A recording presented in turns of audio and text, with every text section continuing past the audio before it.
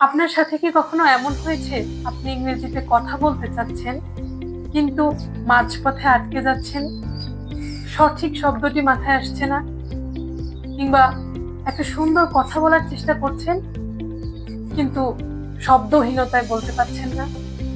এরকম আপনার সঙ্গে একা নয়, সবার সাথেই হয়, আমার সাথেও হয়।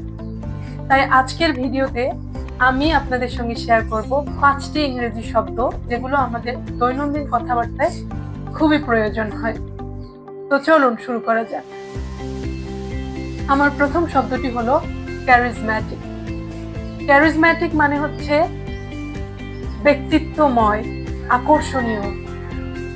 যেমন, the leader was charismatic and inspired everyone. নেতা ছিলেন ব্যক্তিত্বময় এবং সবাইকে অনুপ্রাণিত করতেন। অর্থাৎ যারা সবাইকে অনুপ্রাণিত করে, যাদের ব্যক্তিত্বের মধ্যে এই গুণাবলীটি থাকে, আমরা তাদেরকে ক্যারিজম্যাটিক বলি, ক্যারিজম্যাটিক ক্যারেক্টার। পরের শব্দটি হলো প্র্যাগমেটিক।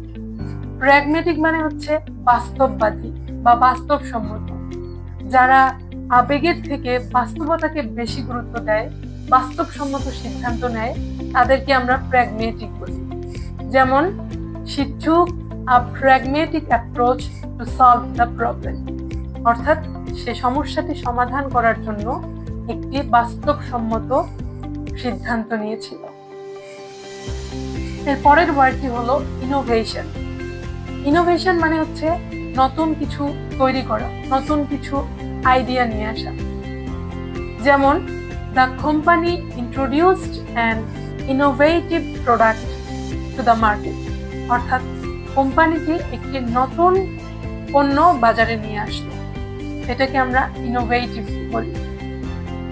পরের শব্দটি হচ্ছে এমপ্যাথি। এমপ্যাথি মানে হচ্ছে সহানুভূতি, কারো কঠিন সময়ে তার পাশে থাকা, তার অনুভূতিকে বোঝা, এটাকে আমরা ইংরেজিতে এমপ্যাথি বলি।